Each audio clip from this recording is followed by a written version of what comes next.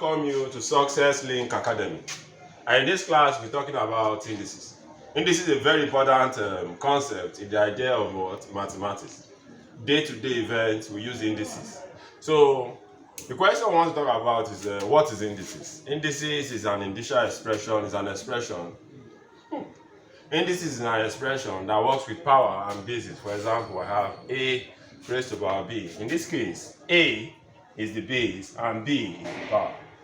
So, e.g., you have 2 raised to power 3, you have 5 raised to power 3, you have 4 raised to power 8. You can have 2 times 2 times 2 times 2.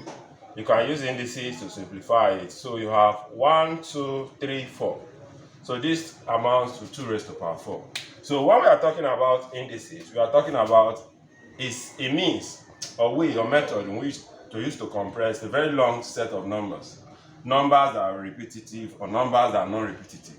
The basic idea is that indices is just a way to compress numbers in the most simplified form.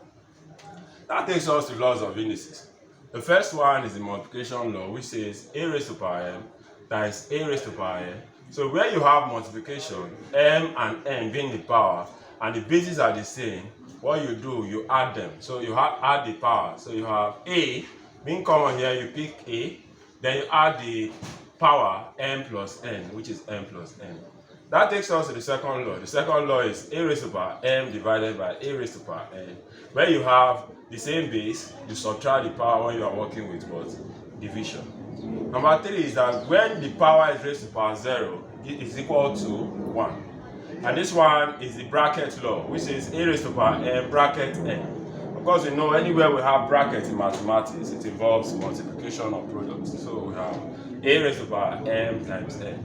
Good. With all of these laws now, we can now come here to simplify all of this. Easy way, we follow the laws. I will explain the laws. We already explained the laws, so we are just going to apply them. So in this case, we have 4 times 4 times 4 times 4. The common base here is 4.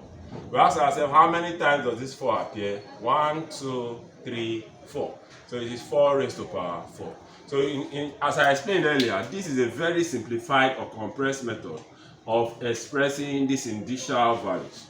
The next one, if we follow the first law, which says a raised to power m times a raised to power n, which is 10 raised to power 3 times 10 raised to power 5, we have 10 raised to power 3 plus 5, which gives us 10 raised to power 8. So if you pay attention, the bases are the same, the powers are different, because we are combining them with what? Multiplication. We now have 10, we'll pick one of the 10, 3 times 5 is what? 3 plus 5, because we have multiplication here, which gives us 10 raised to power 8. Good. Now, we apply the same rule here. The rule here, we can express them simply. We pick out the numbers first, which in this case is 12 times 6. Then times x raised to power 3 times x times t raised to power 3. So in this case, 12 times 6 is what? 72. Now this is 3. Of course, when a letter stands on its own, it is also raised to power what? 1. So 3 plus 1 is x raised to power 4. Then t raised to power 1 plus 3 gives us what? 4. So the final expression here is 72x raised to power 4, t raised to power 4. Now we go to number 4. Now we are going to apply rule number 2. In rule number 2, we have 3 raised to power 5, 3 being common here. Then we have 5 minus 3, which is 3 raised to power 2. This is also equal to 9. Remember, this is a whole number and this is the initial expression, that is expressing this one in what? In indices. Now, we also follow from rule number 2 here. We have m raised to power 16 minus L, 11. So m is common here, we'll pick one of the m. 16 minus 11, which is m raised to power 5. Now stop a bit. So number 6. Number 6, we have 64x raised to power 3, y raised to power 8 divided by 16x squared, y raised to power 3. Now, what did we observe? We have 64 a whole number, we have 16 a whole number. All of these numbers are divided by, so we can see the division sign here. So x raised to power 3, y raised to power 8, x raised to power 2, y raised to power 3. So what would you do? Just like before, You divide the numbers first. So we have 64 over 16.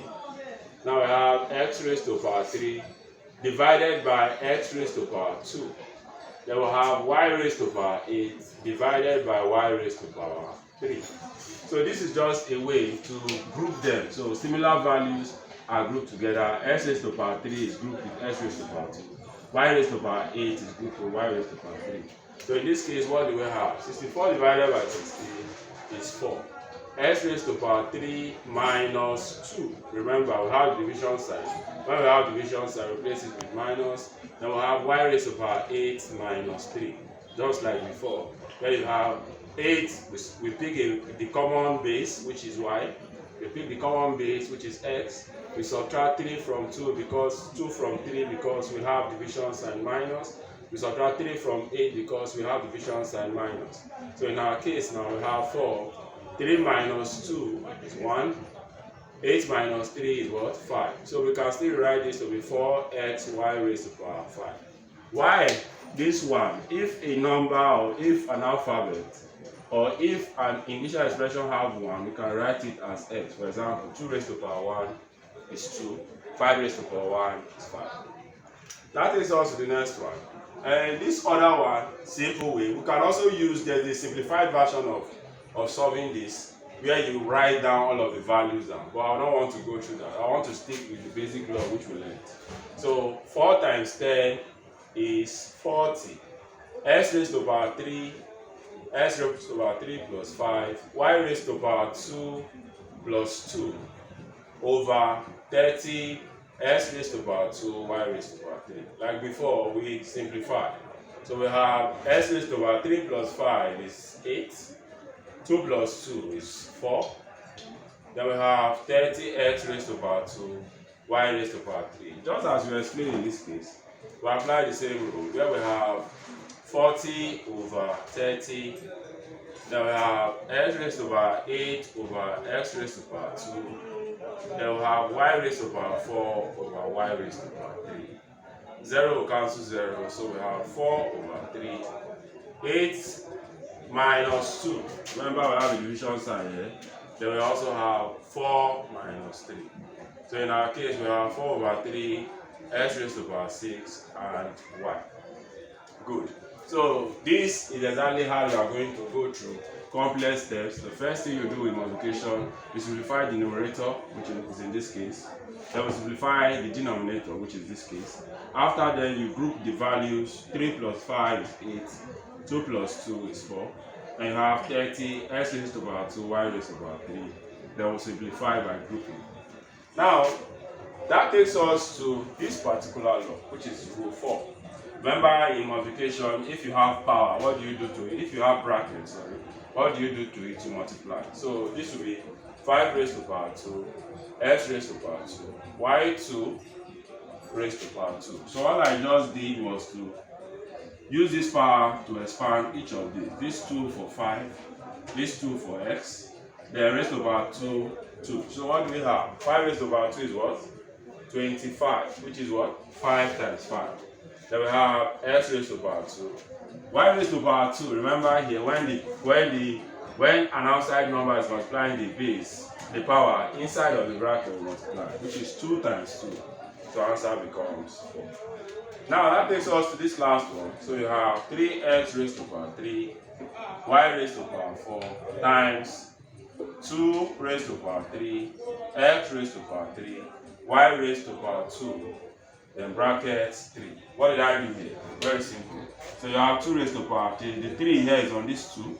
The 3 here is also on this x. Then 3 times 2 gives us that. So what do we have? We simplify. 3x raised to power 3, y raised to power 4, 2 raised to power 3, x raised to power 3. 2 times 3 is what? 6. Then we collect like terms. We simplify by grouping. So we have 3 times 2 raised to power 3. We have the value of x here, x raised to power 3 times x raised to power 3. Then we have y raised to power 4 times y raised to power 6. Good. 2 raised to power 3, 2 times 2 times 2 gives us 8. So here becomes 8. 3 plus 3, just using this basic law, the same law, 3 plus 3 when the bases are the same and the powers are different. And we are combining the operation by multiplication, so we add. Do the same thing here too. 4 plus 6. 3 times 8 is 24. X raised to the power 6. Y raised to the power 10. Good. Now, yes, so with all of these laws, these basic laws we've learned from indices, 1, 2, 3, and 4, we've been able to apply some basic operations using what? Using them to solve initial questions. So good. We want to come to the end of this class.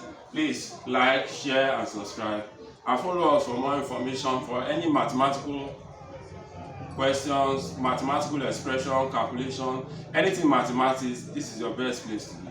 Thank you. We'll see you some other time.